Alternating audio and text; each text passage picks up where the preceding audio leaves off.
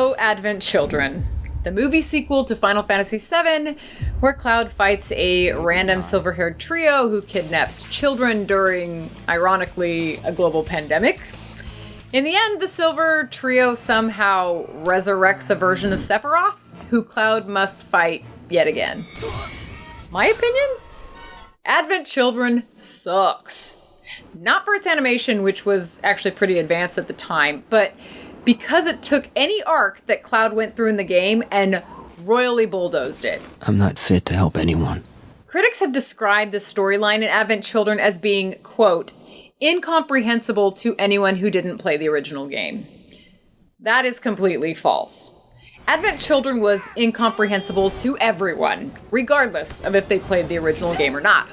I doubt even the screenwriters really understood what was going on while they were writing the words of the script.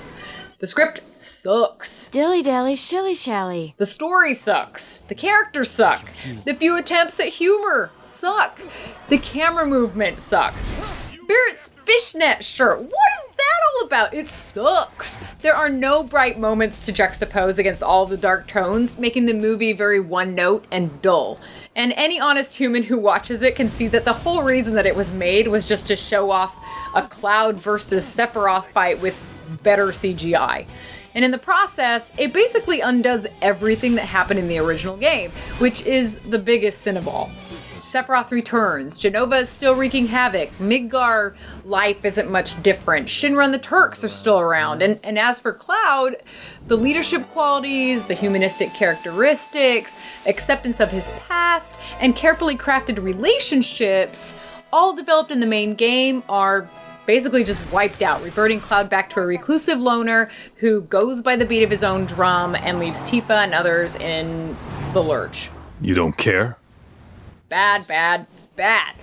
I mention all this because when it comes to Final Fantasy VII Remake, the best thing they can do is to use their new Defying Fate plot twist to completely decanonize Advent Children, or at least make the alternative timeline come with an alternative sequel potential or something. While there are a couple cool moments in Advent Children,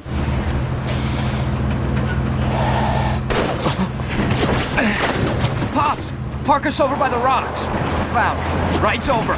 the work as a whole is simply story garbage that hurts the Final Fantasy brand, and it leaves a million more questions, like why certain characters are apparently impervious to death. I mean, Cloud is literally both stabbed and shot through the heart, twice as deadly as what originally killed the last living Cetra, but no big deal. And then there was this moment with Rude and Reno, but then a few minutes later, here they are. And why does it end with a giant baptismal ceremony in the church?